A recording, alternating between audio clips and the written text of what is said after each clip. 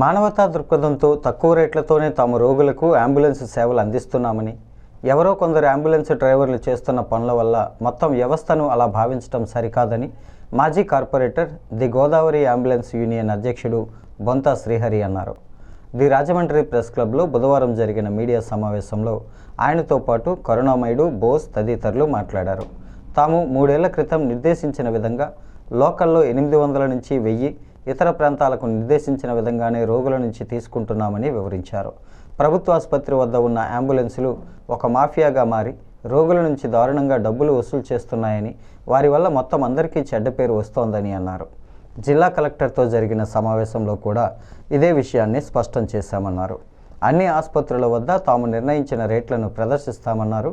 ప్రభుత్వ ఆసుపత్రి వద్ద మా అంబులెన్సులు పెట్టుకునేందుకు స్థలం కేటాయించాలని, కరోనాలో పెండింగ్ పడిన 9 లక్షల బిల్లులను ఇప్పించాలని కోరారు. నాయకులు సాగి గంగాధర్, సత్యశేఖర్, గుర్రం శ్రీనివాస్, కేతా స్వరూప్, శ్రీనివాస్, బాబీ, డి శ్రీనివాస్, సూరిబాబు, ఆనంద్, ప్రసాద్ తదితరులు ఈ కార్యక్రమంలో పాల్గొన్నారు. అలాగే ఏదో ఒక భయంకర వ్యాపారంగా చూస్తున్నారు.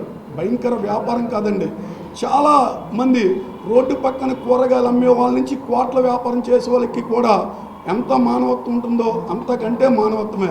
మరి మేమే చెప్తున్నాం, మా వ్యక్తులు, మా కుటుంబ సభ్యులు ఎవరైనా గవర్నమెంట్ హాస్పిటల్లో జాయిన్ అవుతే వాళ్ళని అక్కడి నుంచి ఎక్కించడానికి సొంత వెహికల్స్ ఉన్న మమ్మల్ని కూడా రానివ్వకుండా వాళ్ళు ఆ దౌర్జన్యకాండ చేస్తున్నారు.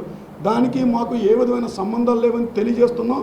భవిష్యత్తులో మరి 3 సంవత్సరాల క్రితం పెరిగినప్పటికీ కూడా మేము ప్రజలకు తెలియజేయాలి, ఎంత లాస్కి తిరుగుతున్నామో మేము అని తెలియజేయడానికి ఈ రేట్లు పట్టిక చేస్తున్నాం.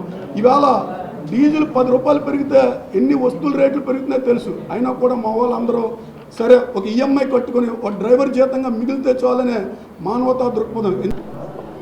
రంపచోడవరం నుంచి గవర్నమెంట్ హాస్పిటల్ నుంచి రంపచోడవరం 18,000 కిరాయి తీసుకున్నారు ఒక అంబులెన్స్కి అని చెప్పి. మేము గత 2 సంవత్సరాలకు గవర్నమెంట్ హాస్పిటల్కి బళ్ళు పెట్టలా, పంపించట్లా. ఎందుకంటే లాక్డౌన్లో మా బిల్లు అయిపోయిందనే కారణం చేత మా బళ్ళు వెళ్తుంటే మా బళ్ళు మీద తిరగబడుతున్నారన్న చేత మేము బళ్ళు పెట్టట్లా. కలెక్టర్ గారి ఆదేశం మేరకు మేము కలెక్టర్ గారి ఆఫీస్కి వెళ్ళడం జరిగింది. వారికి గత 3 సంవత్సరాలుగా మేము తిప్పుతున్న వెయిట్లు పట్టి ఇవ్వడం కూడా జరిగింది. గత 2 సంవత్సరాల క్రితం మన సిటీ ఎమ్మెల్యే ఆదిరెడ్డి భవానీ గారికి, అలాగే రూరల్ ఎమ్మెల్యే జక్కంపూడి రాజా గారికి, ఇటువంటి డిఎస్పీ గారికి, ఎస్పీ గారికి, ఆర్టీఓ గారికి, కమిషనర్ గారికి మొత్తం అందరికీ లెటర్లు ఇవ్వడం జరిగింది. మా బళ్ళు తిప్పుకోవడానికి గవర్నమెంట్ హాస్పిటల్కి పర్మిషన్ ఇవ్వండి, మా బళ్ళు వెళ్తుంటే మా బై తిరగబడి ఇలా మా పైన కొట్టే విధంగా ఉన్నారు. 5 పనులు మానుకుని ఒక 20 సార్లు ఇటు ఎలా రంపచోడవరం వెళ్ళడం, అటు అలా కాకినాడ రావడం, కాకినాడ నుంచి మళ్ళీ రాజమండ్రి రావడం, ఇలా మేము తిరిగితే ఒక రోజు మంచి అనుభవం జరిగింది. ఒకే ఒక మాట అన్నారు, అది గ్రీవెన్స్లో, కాకినాడ గ్రీవెన్స్లో కలెక్టర్ ఆఫీస్లో, అమ్మ మీకు డబ్బులు రావు, ప్రభుత్వం దగ్గర డబ్బు లేదు, మీకు ఏ విధమైన అవకాశం లేదు, మీరు వదిలేసుకున్నారు. ఆ రోజు నుంచి ఈ రోజు వరకు మళ్ళీ మేము రవసరం అడగలే, మాకు 9 లక్షలు